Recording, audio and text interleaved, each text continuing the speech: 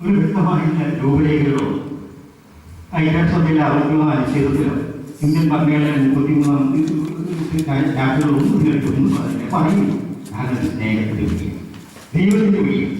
അതുകൊണ്ടാണ് കേട്ടത്. ഞങ്ങൾക്ക് എത്ര സന്തോഷമാണ് നിങ്ങളുടെ പ്രിയപ്പെട്ട നിങ്ങൾ സോമന്റെ സംഘാടകരെ പറഞ്ഞു ശ്രീനാരായണ കുറെ ആളുകളൊക്കെ പറഞ്ഞു പേര് പറയുന്നതിന്റെ ആളുകളുടെ പേര് വിട്ടുപോയാൽ എന്തെങ്കിലും വിഷമമൊന്നും ഞാൻ ആരും പേരും പറയുകയില്ല. ഒരു വല്ലാത്ത അത്ഭുതമാണ്. ഒരിക്കലും ജീവിതത്തിൽ കണ്ടുപിടിക്കുക എന്ന് കരുതിയാണ് ഈ വിധത്തിൽ നിങ്ങൾ നിർത്തിയിട്ടുള്ളത്. സ്നേഹത്തിൽ ശക്തി. You have simply made the impossible possible.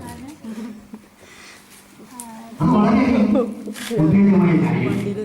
സ്നേഹത്തെ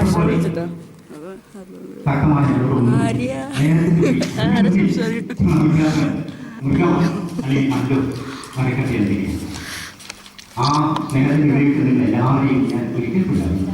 എൻ്റെ സഹോദരനെ ഒരിക്കലും കാണാൻ കഴിയാതെ വിചാരിക്കുന്നത് വളരെ കണ്ടിരിക്കുന്നത്. ഇനിയും വരാണ്ട് ബാലമാർക്ക് പോകുന്ന പറയുന്നു. ഞാൻ അദ്ദേഹത്തെ കണ്ടപ്പോൾ വളരെ ഉത്സന്നായി. എങ്ങനെയാണ് നടത്തേണ്ടത്? അതിന് പ്രത്യേക നിയമങ്ങളൊന്നുമില്ല. സ്നേഹത്തിന്റെ കാര്യത്തിൽ എന്ത് നിയമമാണെന്ന് എങ്ങനെ നടത്താം. എന്നാലും ഞാൻ രണ്ട് തമാശകൾ പറയാം. അത് രണ്ട് ഞാൻ വായിച്ചത്. ഒന്ന് ഞാൻ കണ്ടത് നിങ്ങളെല്ലാവരും വായിച്ചത് കാര്യങ്ങളാണ്. ഇംഗ്ലീഷ് ഈ ടൈംസ് ഓഫ് ഇന്ത്യയിൽ ഇത്തരം കാര്യങ്ങളെ കുറിച്ച് കുറേ കാര്യങ്ങൾ ഒരു സീരിയലായിട്ട് ഒരു സീരിയൽ എനിക്ക് വല്ലാതെ ഇഷ്ടപ്പെട്ടു. അതിലത്തെ ഒരു ഘടകങ്ങൾ അല്ലാതെ പറയാൻ സമയം വളരെ കുറച്ച് തരുന്നുണ്ടെന്ന് തോന്നുന്നു.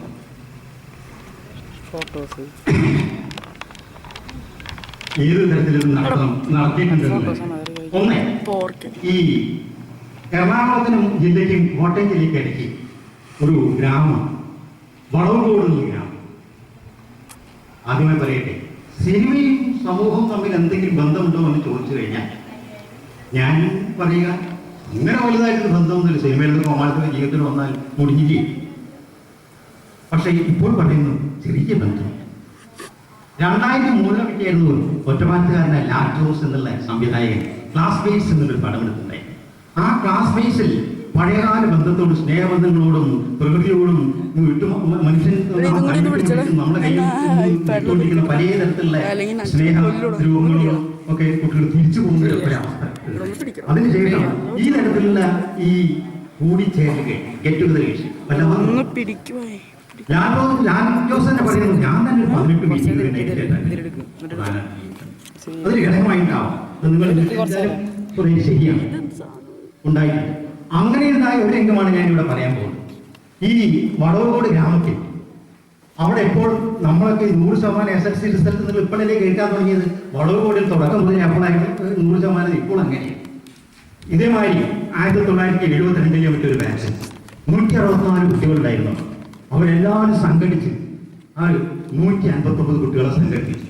ബാക്കി കുട്ടികളെ അവരുടെ ഓൾഡ് സ്റ്റുഡൻസിനെ സംഘടിപ്പിക്കും. ബാക്കിയുള്ളവരെ സംഘടിപ്പിക്കാൻ പറ്റിയില്ല. കാരണം അവരൊക്കെ മണ്ണിനടിയിലായി.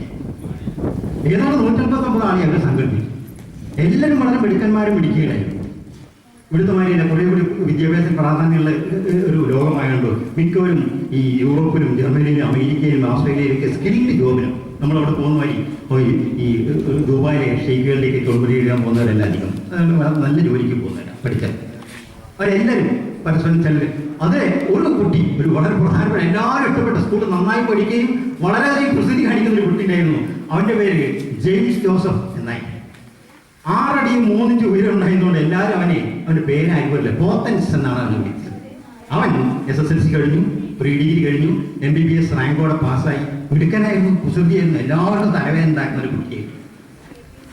അത് കഴിഞ്ഞ് MD കഴിഞ്ഞു, FRCS കഴിഞ്ഞു. ഇപ്പോൾ ആസ്ട്രേലിയയിൽ ഡോക്ടറായിട്ട് 60 മറ്റോ ഹോസ്പിറ്റലുകളുണ്ട്, 6 മറ്റോ വിമാനത്താവളങ്ങളും ഇതൊക്കെ ഉണ്ട്. അങ്ങനെ $3000 കോടി ഉടമസ്ഥനാണ്. സ്വത്തുള്ള വിറ്റുവരവുള്ള സ്വത്തുള്ളതാണ്. ആസ്ട്രേലിയൻ പ്രസിഡന്റ് ഹോളിവുഡിലെ സിനിമാ താരങ്ങളെയും വിഷയത്തിലേക്ക് ക്ഷണിക്കുമ്പോൾ വിരുന്ന് നടക്കുമ്പോൾ